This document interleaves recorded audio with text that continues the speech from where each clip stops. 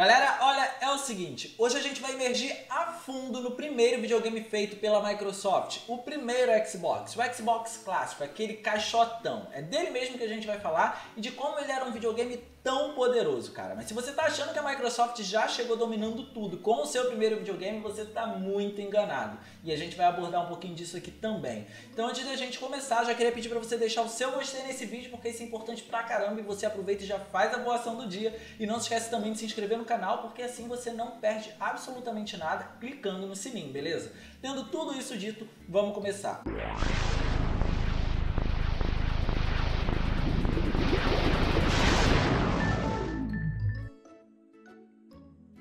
A grande realidade é que o primeiro console feito pela Microsoft ele acabou se tornando mais conhecido depois que ela conseguiu se consolidar no mercado com o seu sucessor, o Xbox 360 e todas as suas vertentes. Porque até então, antes disso, muita pouca gente tinha acesso e conhecia o primeiro Xbox. Quando eu digo acesso é em função do Xbox 360 ter uma retrocompatibilidade, então quem não tinha jogado os jogos do primeiro Xbox acabou tendo acesso em função disso. O fato é que o primeiro Xbox ele era um videogame incrível, mas antes da gente falar de quão incrível ele era, é importante mencionar a sua origem, cara. O Xbox foi desenvolvido pela equipe responsável pelo DirectX e inicialmente, como uma espécie de referência, muito provavelmente, o aparelho se chamaria DirectX Box. Para quem não sabe, DirectX é uma espécie de programação que é utilizada nos gráficos dos jogos, tá? No fim, por razões muito lógicas e de estética de nomenclatura também, o videogame acabou se chamando apenas Xbox. Ele foi lançado no ano de 2001, na época da sexta geração de consoles, onde a gente tinha o Nintendo GameCube, o Sega Dreamcast e o seu principal concorrente,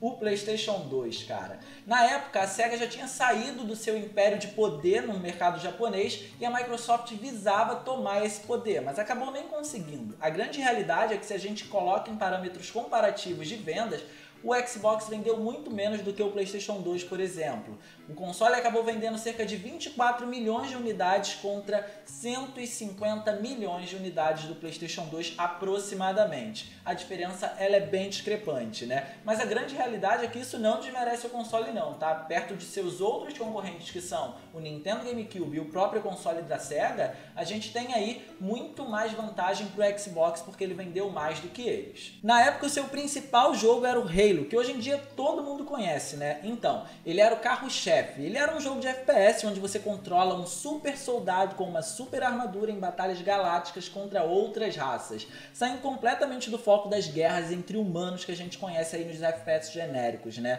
E acabou chamando a atenção em função desse e de diversos outros fatores. Então a gente está falando de um console feito pelo time de desenvolvimento do DirectX, onde a supremacia gráfica reinava na época dos PCs e reina até hoje. A gente tinha aí uma super máquina, cara. Para vocês terem uma ideia, em seu hardware ele contava com 64 MB de memória RAM e possuía um espaço de armazenamento de aproximadamente 10 GB.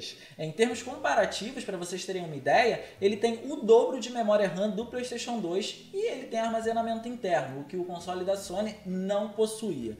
A novidade também veio em função da Xbox Live que já existia na época. Ela oferecia uma conexão estável com a internet, já dando um pontapé inicial ao que a gente vê hoje em dia, né? Capture the flag.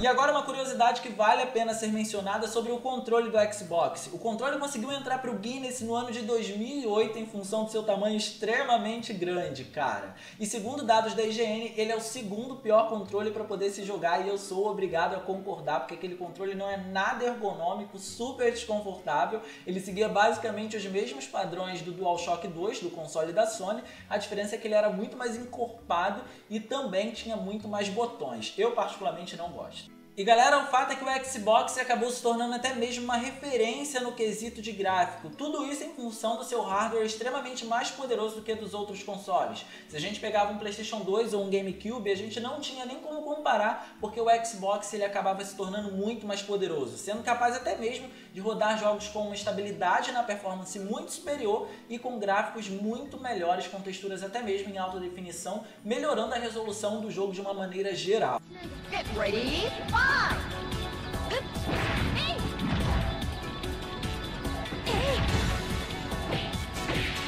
Hey!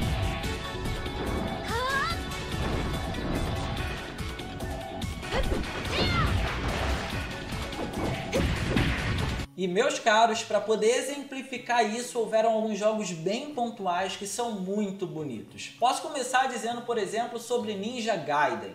O jogo ele ficou conhecido pela sua extrema dificuldade e também por seus gráficos. O Ninja Gaiden ele é um hack and slash que começou no Xbox clássico, que graças a todo o poder do console, era visível a sua performance estável com inúmeros detalhes durante a exploração e também durante as batalhas. Eu queria dar uma ênfase nesse caso, porque o hack and slash ele depende muito da estabilidade da performance. Isso era uma coisa que era muito presente no Ninja Gaiden 1, cara. Então é importante ressaltar que o Xbox conseguia manter aquele jogo de uma forma incrível. Também tinha o Fable, que é um RPG que para sua época ele impressionou pela sua profundidade no assunto RPG.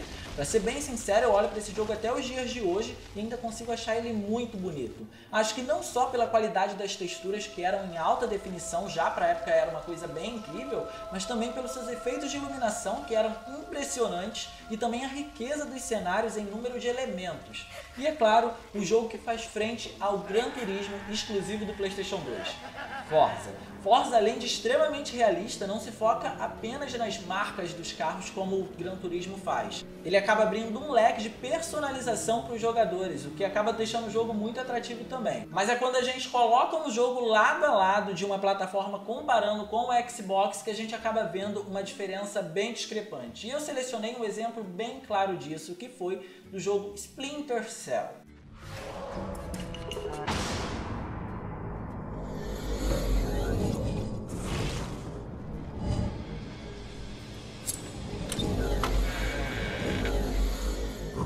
Splinter Cell é uma série de jogos de espionagem que nunca teve obrigatoriedade com nenhum console, ou seja, nunca se focou apenas em um console. Para vocês terem uma ideia, tem até jogo do Splinter Cell para PSP. Mas foi no terceiro game da série, Splinter Cell Chaos Theory, que as diferenças eram muito claras entre as plataformas. Dos efeitos de iluminação, que eram muito melhores no Xbox, até os efeitos das texturas e modelagem dos personagens. Tudo era mais rico na versão do Xbox. E como o game sempre fez muito uso de efeitos de sombra para poder influenciar no gameplay, porque era um jogo de espionagem, seu melhor proveito só pode ser tirado no console da Microsoft. E aí ele também teve uma sequência que foi chamada de Splinter Cell Double Agent, que por sua vez teve ingresso na 7ª geração de consoles também, só que ele é um daqueles jogos cross-gen. Inclusive, a versão da 7ª geração de consoles foi feita por outro estúdio, tá? Então são jogos bem diferentes. Mas falando da geração do primeiro Xbox, pro azar de quem tinha outras versões, como o PS2, por exemplo,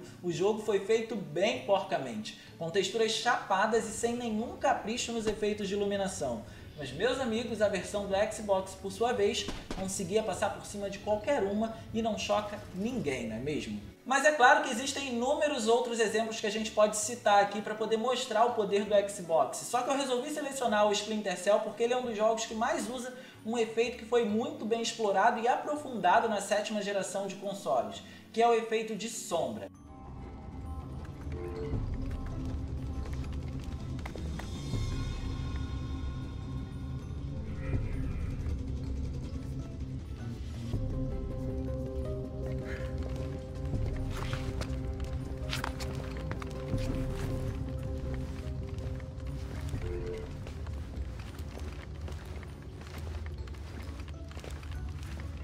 Isso foi tão bem explorado na 7ª geração que quando eu vi do Chaos Theory e também do Double Agent em ação no PlayStation 2 e no Xbox, eu senti que realmente o Xbox ele tem um poder absurdo, cara, porque ele se aproxima aos efeitos de iluminação que a gente tem em consoles como Xbox 360 e PlayStation 3.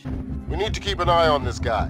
That's where you come in. Infiltrate the site, Find their comm room and plant the surveillance devices you were issued. Crates here. They're reinforced. It looks like Kadir wants the contents kept safe. Roger that. I'm sending... That's where you come in. Infiltrate the site, find their comm room, and plant the surveillance devices you were issued. Piece of cake. It should be. You were... Good news, folks. I've got some crates here. They're reinforced. It looks like Kadir wants the contents kept safe. Roger that.